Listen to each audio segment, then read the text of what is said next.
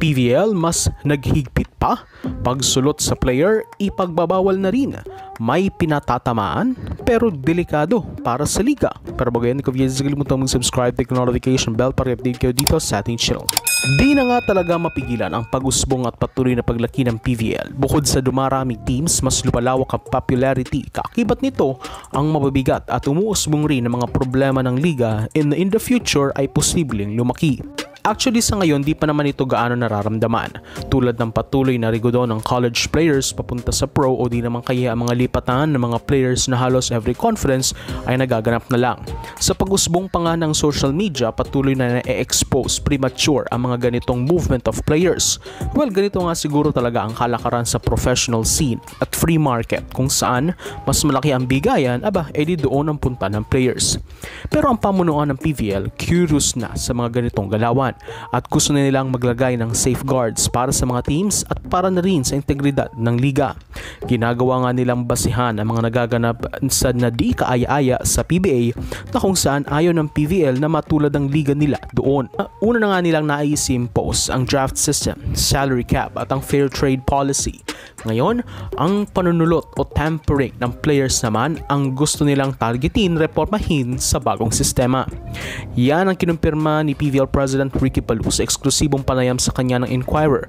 Tinitignan niya na ngayon ang patuloy na panunulot sa mga players lalo pa ng mga mayayamang teams kung saan hinihigatan ng mga ito ang existing offers ng player sa kanyang current team. Kaya naman tuloy ang player minsan nagdesisyong lumipat ng team kahit na for renewal o may existing pa itong kontrata sa kanyang kasalukuyang koponan.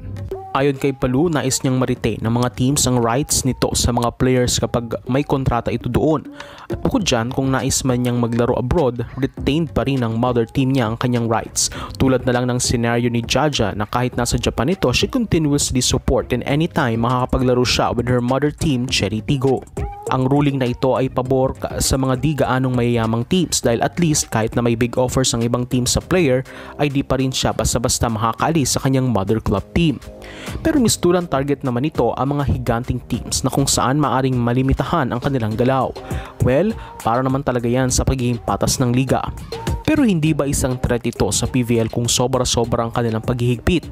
Why? Posible kasi na sa sobrang higpit ng liga ay magkaroon ng coup o rigodon ang mga team, those big teams kapag di nila nagustuhan in the long run ang mga patakarang ginagawa ng liga. Una, hindi pwedeng maging 100% itulad ang PVL sa PBA. Dahil hindi lahat ng problema ng PBA ay mangyayari sa PVL. Una na dyan ang exodus ng players abroad. Yan ang difference ng PBA dahil di hamak na mas maraming Pinoy hoopers ang kinukuha abroad kaya ang PBA kailangang makipagkompetensya sa mga liga overseas upang di masulot ng ibang bansa ang sarili nating mga manlalaro. Whereas sa PVL, halos mabibilang lang sa ating daliri ang mga local players natin na may offer abroad upang international ang laruan.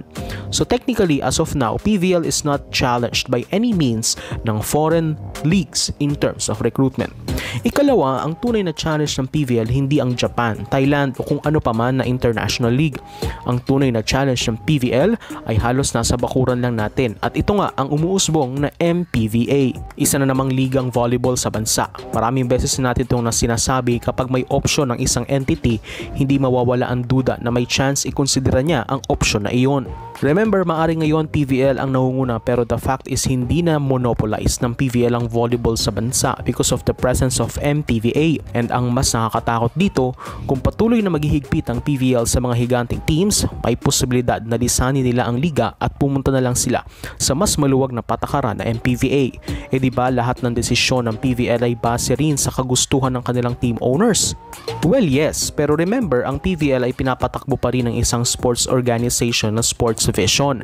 Kaya may chance pa rin na gumawa ang Sports Vision ng desisyon kahit hindi ito sang-ayon sa ilang team owners.